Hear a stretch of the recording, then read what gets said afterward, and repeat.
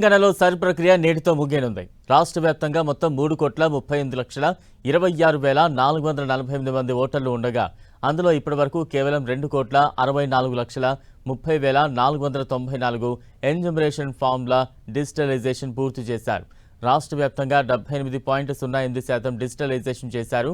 ఈ సర్ ప్రక్రియలో అత్యల్పంగా 58.58%తో హైదరాబాద్ చివరి స్థానంలో ఉండగా మల్కాజ్గిరి జిల్లా 63.82%, రంగారెడ్డి జిల్లా 64.91% నమోదయ్యాయి. ఇక రాష్ట్రంలో అత్యధిక యాదాద్రి భువనగిరి జిల్లాలో 94.30% డిజిటలైజేషన్తో తొలి స్థానంలో ఉంది.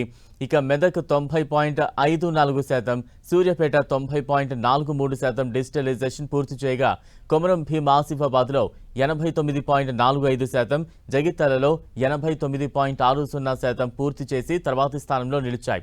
తెలంగాణలో 2 సార్లు సర్ ప్రక్రియ గడువు పొడిగించిన హైదరాబాద్, రంగారెడ్డి, మేడ్చల్ జిల్లాల్లో సర్ ప్రక్రియ డిజిటలైజేషన్ పెరగలేదు.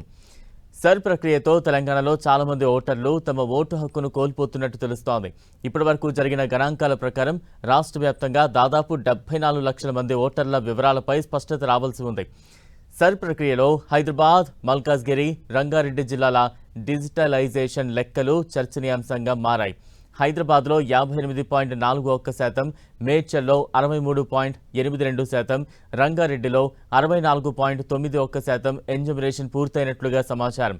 హైదరాబాద్ జిల్లాలో 47,36,669 మంది ఓటర్లకు గాను సుమారు 58% మంది మాత్రమే ఎన్యూమరేషన్ పూర్తి చేశారు. దీంతో పెద్ద సంఖ్యలో ఓటర్ల వివరాలు తెలియాల్సిందని అభిప్రాయపడుతున్నారు. సర్లో తదుపరి ప్రక్రియలో భాగంగా ఈ నెల 17న తుది ఓటర్ల జాబితా విడుదల చేయనుంది రాష్ట్ర ఎన్నికల కమిషన్. ఆ తుది జాబితాను బట్టి రాష్ట్రంలో మొత్తం ఎన్ని ఓట్లు గల్లంతయ్యాయో తెలుస్తుంది.